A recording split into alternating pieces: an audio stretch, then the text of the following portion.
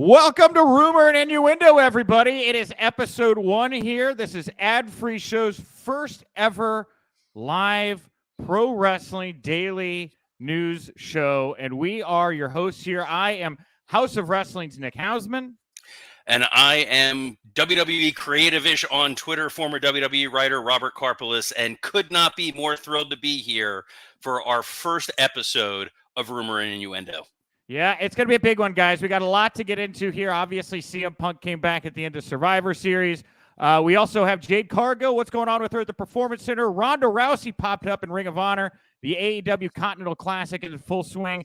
And, of course, NWA Power was moved to the CW app here over the holidays. So much to get into and more. I want to encourage everybody out there that's watching the show, jump into the comments section wherever you're at. Twitter, YouTube, you can be like Mr. Nice Guy Rye here, who's psyched for the show.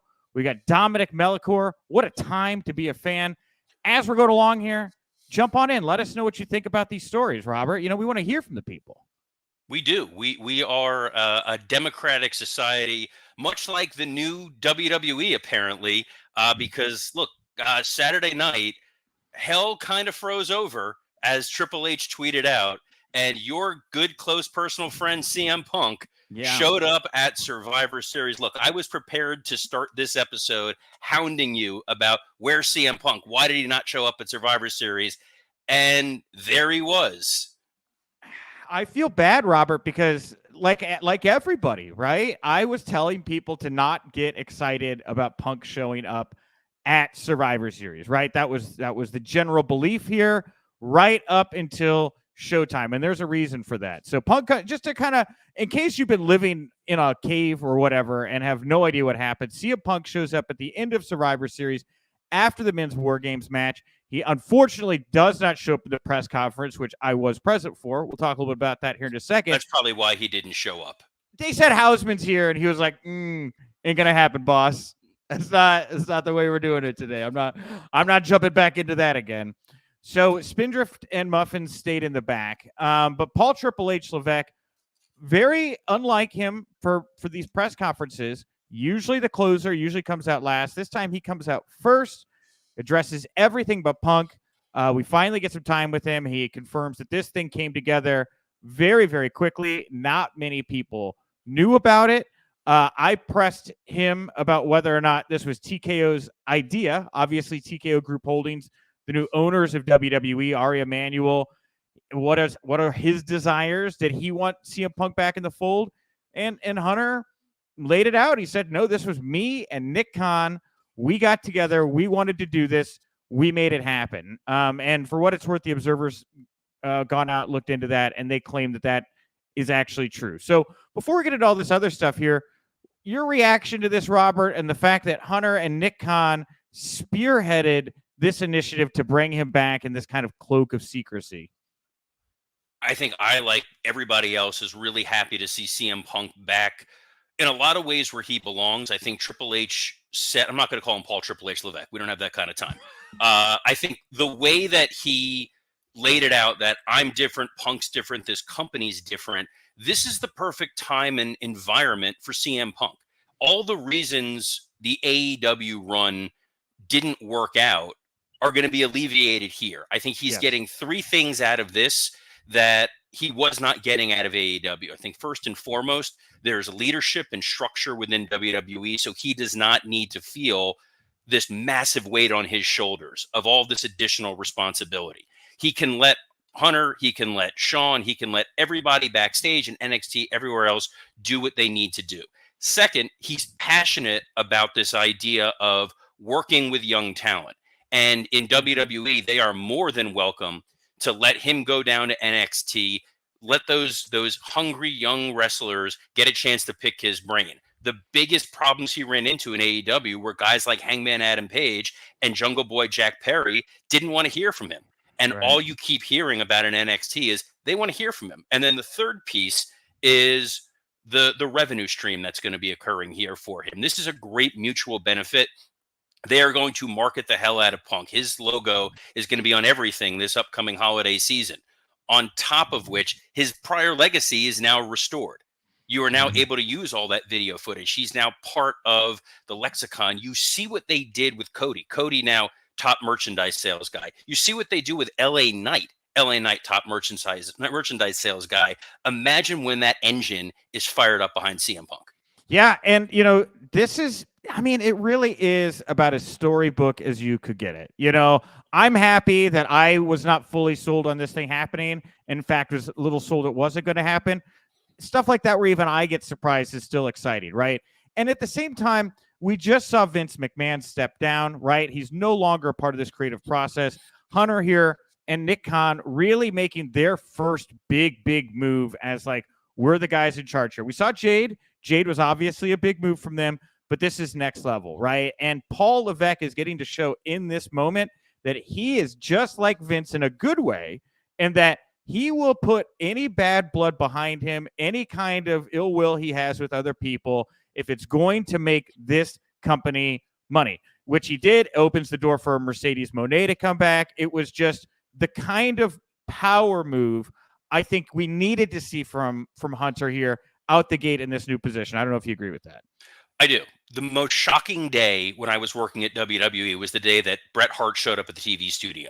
Oh, yeah. And there was that picture of Bret and Vince shaking hands, and I'm going, I will never experience a moment like that again.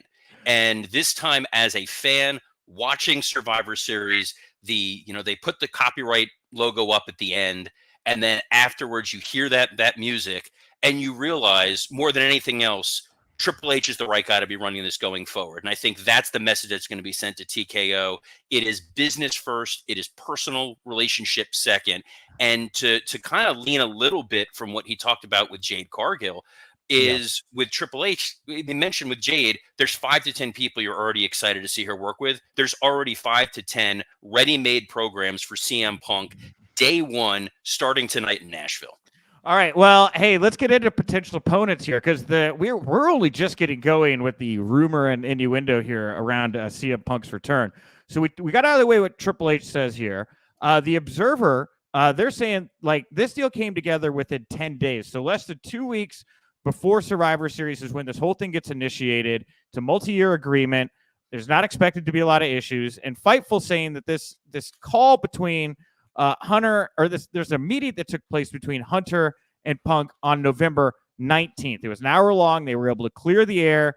That's how the wheels got put into motion for this whole thing to happen. And nobody knew, again, until the day, a very, very select group of people, producers, referees, staff, talent, head writers of the creative team, all unaware. This all according to Fightful. They say that Hunter walked in to the gorilla position area. He calls for the copyright to put up.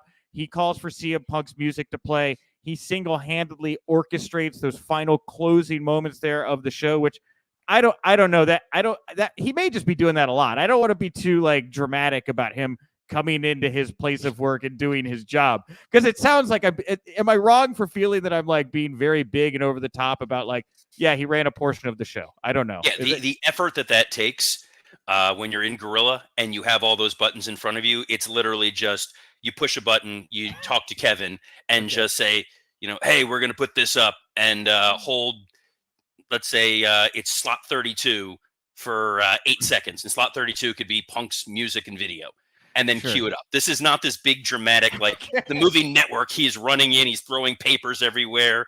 My God, we have to take this thing over. It's not that dramatic. Okay. But the execution, you got the moment of Punk coming out there. It was great. You didn't see a lot of the fallout. The fallout has been primarily from fan video, which from a narrative perspective, and I look at this as someone who was so handcuffed on the creative team of trying to be able to come up with any kind of fun ideas. The fact that Seth Rollins' tantrum, his reaction, his flicking the middle finger and screaming profanity was all captured by fan video, which makes it feel authentic. And then it's was this real? Was this supposed to happen? Seth's a professional. Outside of, Nick Hausman, who riled up Seth Rollins in an interview and got him to, destroy CM Punk's professional reputation. Sure. These guys are all about business. And that, again, goes back to why Punk has picked the right time to come here. No one is going to let their ego get in the way of making money. And I think that Seth Rollins, first and foremost, he's your world champion. He's a guy you want to make sure is happy. he's going to be thrilled with the amount of money he's going to potentially make off of Punk. Yeah, and Robert is, of course, referring to the fan cam videos of Seth Rollins absolutely losing his mind. He's flipping off CM Punk. He's cursing. He's being held back by Michael Cole. Fightful, again, saying that this whole situation even kind of spilled over backstage with Rollins kind of continuing this, what's largely believed to be a work. Punk looked kind of confused by it because I'm guessing, it sounds like the talent involved in the match did not know Punk was coming out until either A, just before the match, or B, I've heard during the match, some of these guys were finding out that Punk was coming out. So depending on when they heard it, they could just be winging it, right? Like, they don't know how to react. The range of reactions was great. You got Rollins freaking out. You got Randy Orton grabbing a chair, taking a seat, waving at him like they're good buddies, But at the end of the day, I'm hearing what you're saying, Robert. Everybody I'm talking to over there about, like, hey, what's the locker room reaction? Are people upset? Like, I've had at least 2 people there of note be like, dude, who cares if they're upset or not? It's their job. They're going to show up. They're going to do their job. And if they don't like it, maybe they could get 2 jobs and also join the creative team, which was one little anecdote I got from someone else. So it's a very different vibe than AEW, right? Where that's not always the case, where there is some pushback from talent and things based on that. No, Punk's here. We're going to do this. And you're all making millions of dollars for the most part. Enjoy the ride. That seems to be the vibe. Well, that was why the situation with Punk and AEW highlighted less his relationship with Tony Khan and more Tony Khan's relationship with the overall locker room, that if you were in the WWE, you would never be able to vocalize your disappointment as publicly as people were and have it be heard. If you have a problem with CM Punk being there as a guy who's now going to bring eyeballs to the product, who's now going to line your pockets with more money, you're in the wrong business. And Vince previously and Hunter now currently will not allow that to exist in WWE. And that's going to work for everybody's benefit. We got a question here from YouTube. Chris Wayne asking, what do you think is the difference in how Punk sees TK compared to Triple H? Does it come down to a respect factor because Triple H is one of the boys? I actually think it's probably because Triple H, kind of like Vince, isn't really one of the boys anymore, right? Like, he's kind of made that decided step to go be a boss man and a family man, right? He's not going out after shows. He's not having those raucous kind of nights, and he's not partying. I mean, look, Tony Khan, he's a younger guy, right? I don't really know what his relationship status is, single maybe, whatever, but enjoys a nice evening out after a show. I'll say that, it would seem. Paul Triple H Levesque is not doing that. Paul Triple H Levesque. You got to stop with the Paul Triple H Levesque, dude. It's Triple H. We're Okay, good. fine. It's Hunter. It's Triple H. I'll call him Hunter if that makes you feel better. Hunter's not doing that, right? And I think that there is, I don't know if it's a respect thing, but I do think there's a perception that Punk has for a guy like Hunter as compared to Tony Khan. And that's just time and grace and experience, all that comes along, I think, with where Hunter's got himself. So I'll co-sign on all that. Co-sign. All right, wonderful. Well, we talked about Rollins getting all crazy. McIntyre also was seen looking visibly upset, moved to the back before Punk could even come out. Fightful said he also looked upset when Punk, it was announced, was going to be part of this night or whatever it was. And so he takes off. A lot of speculation about what's going on with Drew. For what it's worth, Drew and Seth both did promos at a holiday live event tour show last night. And McIntyre was a little more vague about it. He was very vague about it, just kind of saying, I'm sure you've all heard rumors about what's going on, and then just kind of reiterates his desire to be world champion. Rollins, on the other hand, does a very different tack. Rollins goes out, grabs a microphone to close the show, and he full-on says, I'm not going to spend more time talking about this guy who's been gone for 8 years. I want to talk about the people here and not those that have been trying to tear down this company. Robert, how did you feel about this live event tour getting pulled into this? Well, you gotta address the elephant in the room somewhere. You can't just ignore everything that happened with Punk the night prior. I like that they're pulling in the live events as sort of being somewhat within continuity. They said something without saying anything. I think Drew's being upset, number one, He's upset after War Games where his team lost, and he is still someone who is fully committed not only to kayfabe, but to the idea of blurring the lines. His entire feud right now with Jey Uso has been blurring the lines of what's going on in real life, what's going on TV, his frustrations. So it would make sense that that would occur there. Yeah, and I think you have to have a little bit of sympathy, not just for Drew, but for all 10 of those guys in that main event match who went out there and killed themselves.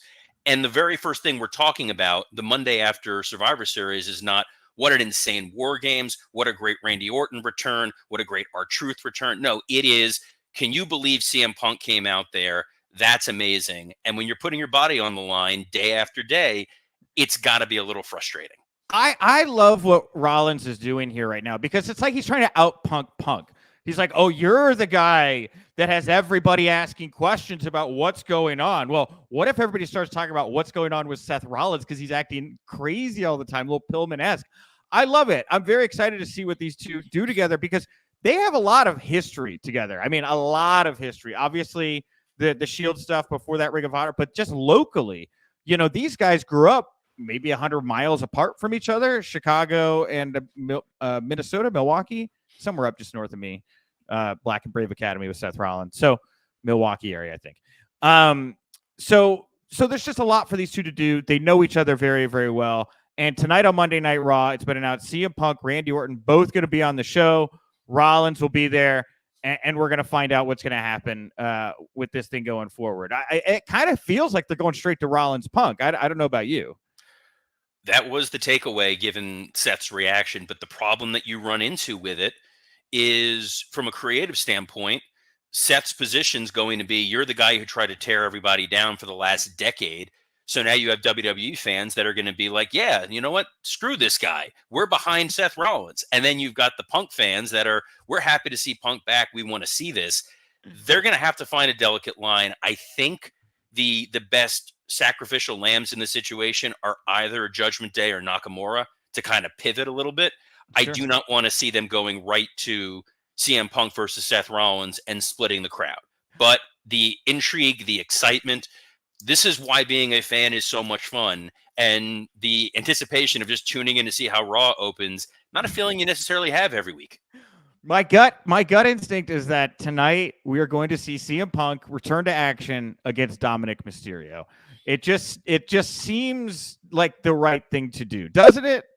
I would put him in there with JD McDonough, but yeah, I think he's kind of the new. Okay. He's the Dolph Ziggler guy who can make everybody look good. I don't know that I would give away Punk's first match tonight, but I think the first person he wrestles is JD. You're trying to extract as much out of this as possible. You're going to get an Orton segment. You're going to get a Punk segment. You're going to get a Seth segment. You can stretch all these out. You're going to get a Judgment Day segment. You're going to be able to have other matches. I don't know that you're necessarily letting CM Punk wrestle night one, especially given how fragile he's been physically the last few times he's wrestled. Yeah, well, we'll see. My thought is they're coming out of this guns blazing. I'm not saying he has to go out there and work a classic. He can just do 7 minutes, light and easy. He's really, really good at that. Doesn't even have to end clean or anything like that. But I do like the idea of having to go through JD to get to Dom. That Dom is now somehow more important on the pecking order. Probably true. Honestly. I think he is. I think that Dom's heel status does well enough that him just going out there and getting the booze works. But I think you want to bubble wrap Punk as much as possible. And JD is probably a guy that can do that. Finn's a guy that can do that. There's just so many fantastic opportunities that they have going forward with him there. You could do a multi-man tag, quite frankly, if you want to hide him and hide Orton. It's a lot of it's going to rest on Adam Pearce and how much faith they have in letting him go out there and dictate what the steps are. I am. Punk is always so good anti-authority. It is. Nobody's even talking about it really quite yet. But like Punk battling Hunter, like Steve Austin, Vince McMahon, you're not going to get the action there because Hunter can't really, do that anymore. But it's going to be fun to watch when we get to that point. I mean, at some point, we're going to see that play out in some capacity. I would have to imagine, right? Yes, I think we'll get a number of different iterations of Punk's pipe bomb. And it's funny because if you watch Survivor Series and listen to the way Cole was talking on commentary throughout the evening, he mentions Edge. He mentions Ric Flair. He mentions indirectly All In. So they were already kind of flexing a little bit that they knew that they had this ace up their sleeve by the end of the night. And I think that was really, really fun. And seeing how much they're going to let Punk say, Tony Khan, I think, already came out and basically said, I can't comment on this because of legal matters that are going on. So Yeah. I don't know what Punk can or cannot say. Well, I don't understand that comment from Tony. And I will take Tony Khan at his word that legally there's some reason there. But I'm not under the impression that Punk has any litigation going on with AEW. I saw the Wrestle Purist people saying that they were of the belief that Punk was never under a non-compete clause. He was free and clear the day he got let go, for what it's worth. I am also under that impression that that particular bit of rumor innuendo is accurate as well. So I don't think that Punk has been formally tied to AEW or Tony Khan in any capacity. I think he just got let go, or not let go. They fired him. They just cut ties. The man was free to do. Fired him, but let me lob you, because you're now giving a timeline of this Hunter meeting supposedly happening 10 days ago, 11 days ago, whatever it was. I'm curious how that aligns with Tony Khan making the initial announcement that he was going to unveil Ospreay, that maybe he knew and wanted to get ahead of things. Man, because that came out of nowhere. I'm catching up on AEW this morning because I was very logged in with holidays, and I watched all the WWE stuff to make sure I was caught up for Survivor Series. But I'm watching Dynamite and Collision today. I was just watching the MJF Samoa Joe promo battle, and he's like, "I'll beat another Chicago hero. I already beat one of yours twice, right?" Then on Collision, you got Malachi Black dropping a CM Punk reference. Sure, to me, seems like they knew this thing probably was coming, right? So I'll be that's what I think. I do think. I don't know if I overly answered your question. No, I think you did. I think that it's Tony's just trying to find his reaction in advance, because now he's been put back on his heels. The question that got posed to him was while he's plugging All In next year, and I feel bad for him that they've co-opted it, and sometimes those press conferences, Nick, occasionally can go awry. I don't know if you've heard that rumor and innuendo. I have heard that. I've experienced that blood, sweat, and spindrift firsthand, rumor and innuendo. And by the way, I see we have some questions piling up here in the comment section. We'll get to them. We'll probably stick around here a couple extra minutes past the half-hour mark today. It's the debut episode. We want to make sure everybody tries to get heard. But I do want to kind of focus in on this point real quick as we're talking about Tony Khan's reaction. The signal being sent to AEW and the signal being sent to fans about AEW. You know, we talk about the press conference. I didn't get Punk. They did let me ask a question to Paul. Thank you, by the way. But then Cody came on stage, and I'm like, dude, you got to ask Cody about Punk. What are we even doing here if you're not going to? Because I didn't want to get into the nitty gritty and have this long conversation in the scrum, which we very nearly did. But one of his last promos on AEW television was a pipe bomb promo that was like an homage to Punk, who was still with the company at that time, right? There's certainly an air of at least appreciation for Punk. Now, on top of that, you get the fact that they are arguably the two biggest names to have ever worked for AEW, and they both left, right?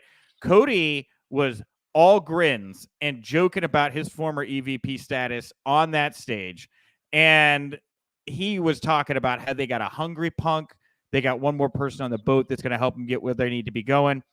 What do you think? What should we take away from the spot that AEW is being put in here with another big name jumping to WWE?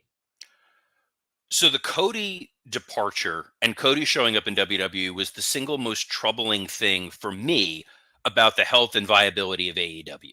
They let Cody go on television and talk openly on their airwaves that he does not have a contract with them. And he is seen as one of the founders and someone who theoretically has at least a decent working relationship with Tony Khan. So for him to leave, go to WWE and find the success that he did, signaled this is not the old Monday Night War. This is not you jump ship from WWF to WCW and then jump back to WWF and you kind of get buried. Vince didn't get guys that he didn't make. Hunter has shown we're willing to take anybody with open arms. And AEW, the guys who've made the jump the other way, I'm not going to speak for Adam Copeland. Adam Copeland's an amazing guy. I don't know how over the moon thrilled he is about the decision that he's made going over to All Elite Wrestling. Man, it is an interesting time over there. There at this moment where it seems like AEW needs to be doing something to get their cool factor going, right? Something to get people talking. They just can't seem to find that groove. Why do you think? I disagree, Nick. They're giving you a tournament that involves math, and wrestling fans love complicated tournaments that involve math. All right, we'll get to. You know what? We're not gonna have to. I'm gonna take some of the news we don't get to here today. We'll roll over tomorrow. But since we're talking the Continental Classic, the Gold League involves Mark Briscoe, John Moxley, Swerve Strickland, Roosh, Jay Lethal, Jay White. The Blue League has Andrade El Idolo, Bryan Danielson, Eddie Kingston, Brody King, Claudio Castagnoli, Daniel Garcia. Now, each of these brackets, the men are going to compete round robin style going into December 30th AEW World's End event, where the winners of both bracket will compete against each other. Now, like Robert said, there's some math involved here, because if you win an inner league round robin style bout, you get 3 points. You get 1 point if you go to the 20-minute draw. You get no points, obviously, for a loss. Now, all of these are going to play out over Collision, Dynamite, and Rampages heading into World's End. Now, here's the kicker. Eddie Kingston's in the tournament, but he's also ROH World Champion and New Japan Strong Champion. Well, he's putting his titles on the line in every match that he competes in, so the titles could switch hands during the tournament several times possibly. But ultimately, whoever wins this this tournament is going to get both those titles and a brand new AEW Continental Championship, so that the winner can carry a Triple Crown title across AEW, New Japan, and Ring of Honor. Did you get all of that? Did you follow it all? Did you get it all? Look, I've been working in the wrestling business for almost 20 years, and I'm an attorney, and I have absolutely no idea what 80% of what you just said was. Like, I picture the Charlie Day gif where he's got like the map behind him with all the little pins. Just have a tournament, dude. Just have a one-off tournament. And the problem is, AEW has the Owen Hart Memorial Tournament, which has shown that the winner gets literally nothing. So you get invested in a tournament where the winners, nothing happens the day after. And now you're doing a tournament here because, in part, he just wants to have really great matches. And this feels like a mechanism for him just to have a bunch of really great matches with all of his favorite action figures, and the people are going to potentially enjoy him, but there's no emotional investment. They did Shane Strickland versus Jay Lethal because, those guys are going to have a great match. Number one, those are heel versus heel. Number two, Shane Strickland was just coming off of a death match where he basically should be hooked up to an IV in the hospital and at least pretending to sell the fact that he's almost dead, not wrestling in an opening round match against another heel in a tournament that no one fully understands. So what do you think the answer here is, Robert? If you're in this position that Tony's in, where your competition is just leveling haymakers right now, getting all that attention, and you're just trying to get your groove back, what do you do in a situation like that? The problem that Tony's run into is his go-to has always been surprise signings. Whenever there's been a panic, it's good news, we just signed this guy. Look at your talent roster. He has a ballooned talent roster with way too many guys for him to really be able to truly focus on. Pick the guys that are going to be your bread and butter going forward. Craft storylines that have a beginning, middle, and here's the key, an end. Well, hey. And make it pay off. Whoa. Right now, it's literally just, who is the devil? And we know it's not going to be Punk. And outside of, people seem to think strongly that it's going to be Britt Baker. Other than that, there is no, it's not going to be Rikishi. So I'm curious to see what the payoff is going to be. My guess is that it's going to be Ole Anderson, because he really wants to pay off the Black Scorpion. But you got to just trust that some of the talent that you have, tell logical stories, and let the audience be emotionally invested in it. The MJF Jay White feud went so many different directions with so many different stories being told. And then day of your pay-per-view, the story became, is Max even going to be able to wrestle? Yeah. you have a once in a generation talent in MJF. He's a guy that you need to protect and build and let him be the star of your company and figure out what it is that you want from this going forward. Because right now, unfortunately, it feels like a vanity project for Tony as opposed to trying to be a truly viable other company that's going to be able to compete with WWE. And if that's Yeah. all he wants it to be, cool. Have fun tournaments, put on 5-star matches. You will absolutely have an audience, but that audience is never going to grow and eclipse your competition. And at the end of the day, you want people clamoring to go join your company. And I don't feel that same fervor right now. It is interesting. I do feel like maybe the goal for the company has shifted a little bit, right? Are they trying to overtake WWE, or are they trying to present a kind of product that Tony really likes, that other fans in a niche really like, and they just want to be, look, they're doing a G1. That's what this is, right? Like, they're trying to bring that kind of Japanese style to North America, to the United States. And if that's what they want it to be, they just want it to be this genuine alternative. They're not expecting it to overtake WWE. Maybe they're executing on their goal right now, That may be. And I think part of it is you have to look at two different companies that have completely different economic structures. WWE is trying to appease TKO and shareholders. Every move, every decision. Hunter opened up that press conference with talking about the revenue numbers they brought in from ad sales, the number of people that were in the building, number of people viewing this. You need to forward your business because you want shareholders to invest in your company. AEW, at the end of the day, Tony is the one that needs to answer for how much the company is making or losing.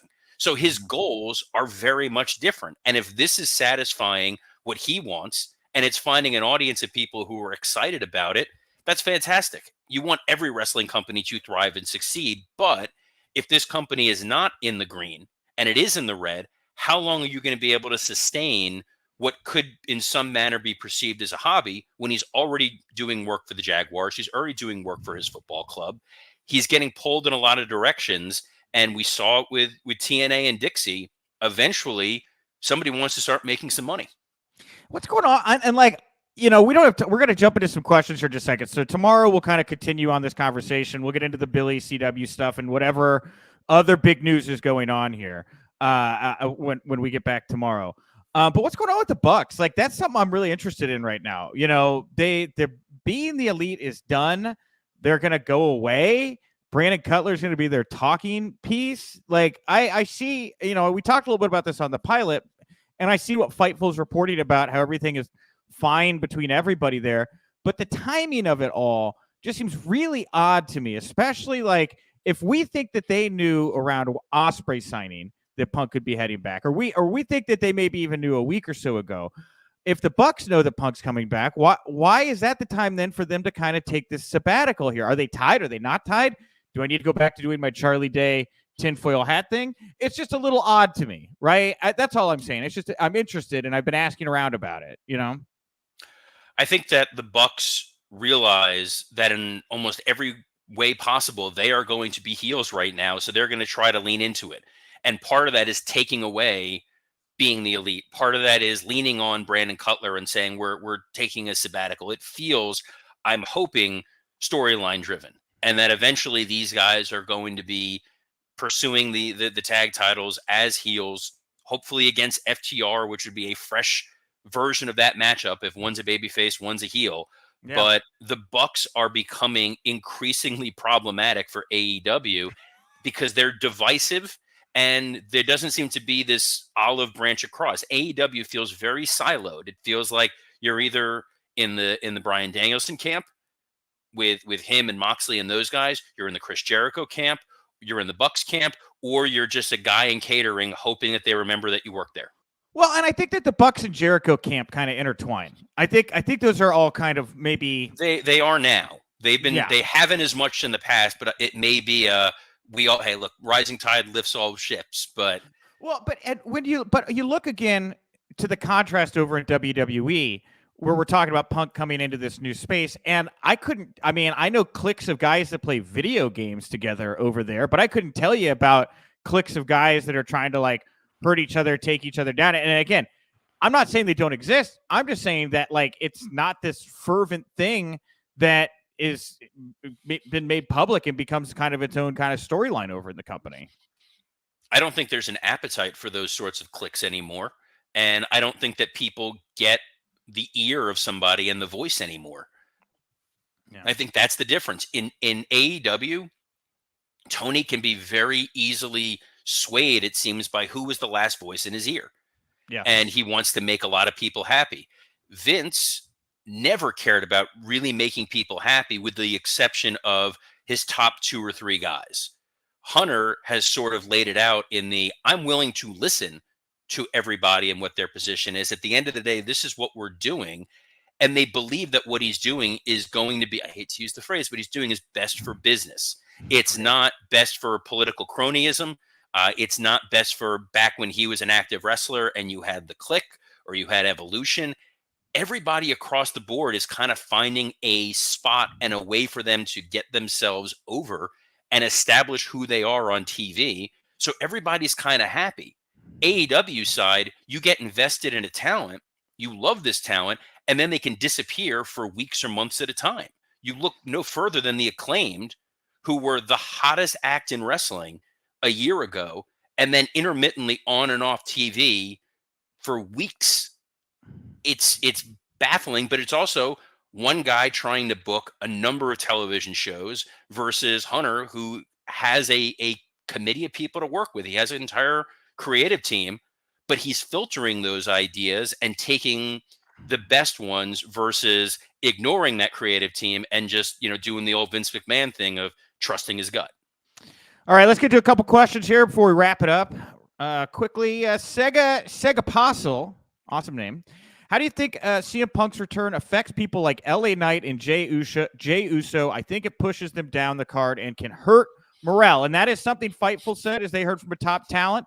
Paul Levesque may have cost himself some trust with members of the locker room that he's been looking to build it up with by bringing Punk back in general and doing it in the way that he did.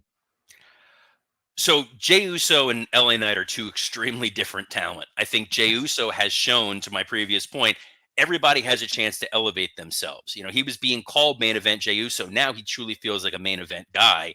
I don't think Punk is taking a spot from him. I think LA Knight, I'm going to pause because I know the internet's going to come after me with forks. He is not that guy. He is a great merchandise mover. He is a guy who cuts, to a lot of people, very entertaining promos. They gave him the big match with Roman Reigns. He was not even a part of Survivor Series, even without CM Punk being there. I don't think Punk is taking his spot. I think Punk is going to be used as a main guy to be able to elevate certain talents. I don't see him eating Jey Uso's lunch, and I don't see this impacting LA Knight at all. Yeah. Coach Keith Morrison, do we see CM Punk headline at WrestleMania against Seth or Roman? Seth saying, I'm not going to give you this title shot. Punk wins the Rumble and gets the title shot. It's not a terrible scenario. What do you think could happen here? Yeah, it's the one thing Punk has never done.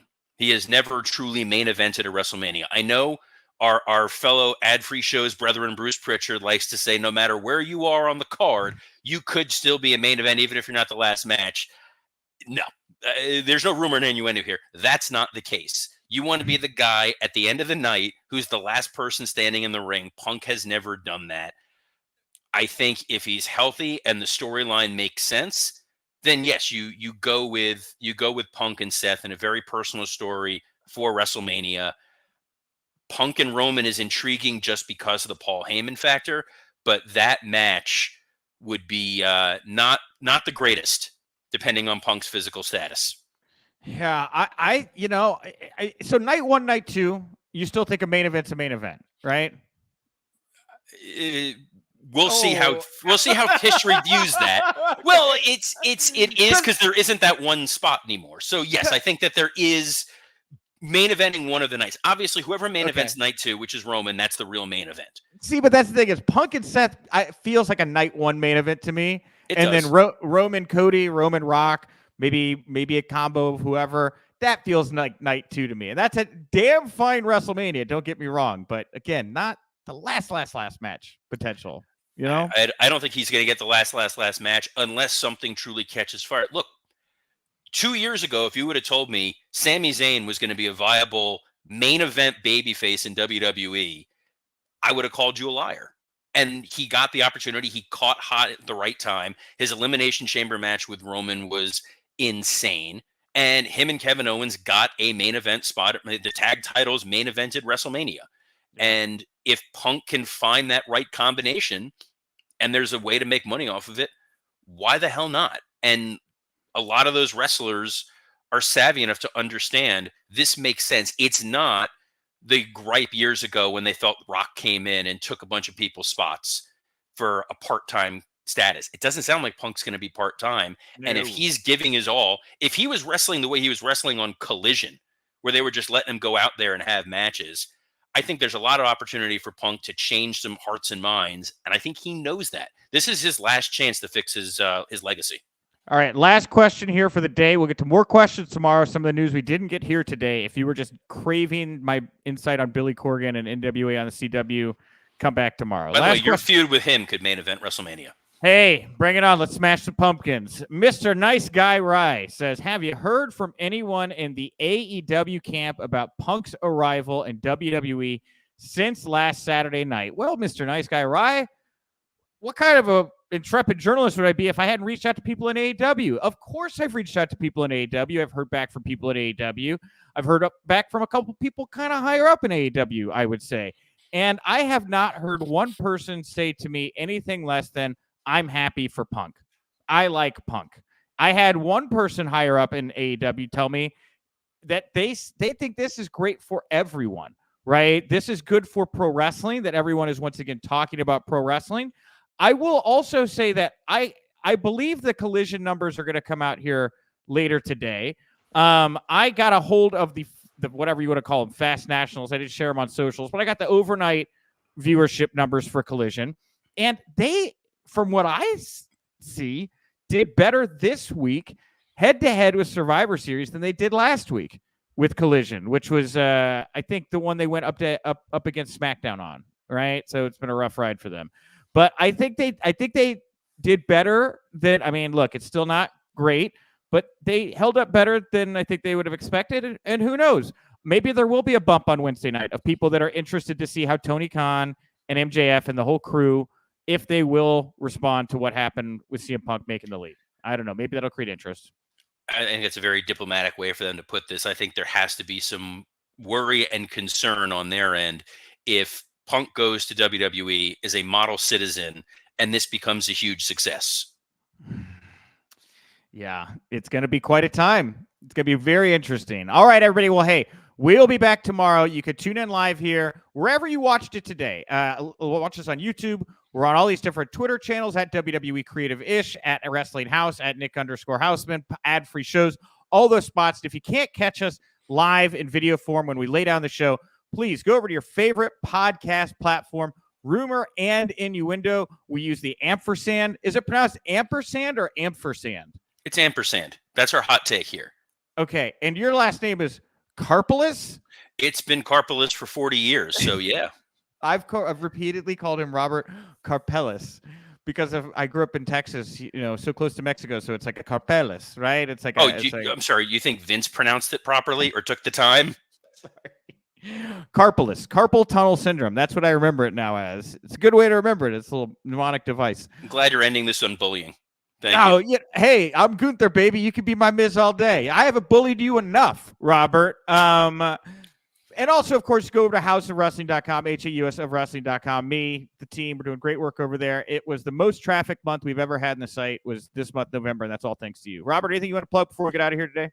Yeah, you can follow me on Twitter at WWECreative_ISH. I have another wonderful podcast here on the Ad-Free Shows Network called Wrestle Roasts.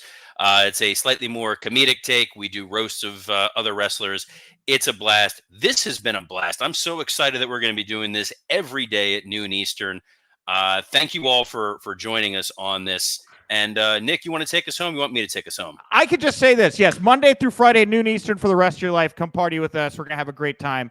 We have no outlet. Do you want to do the outro? I got my outro, yes. You do your gimmick. All right. Until next time, best of luck in your future endeavors.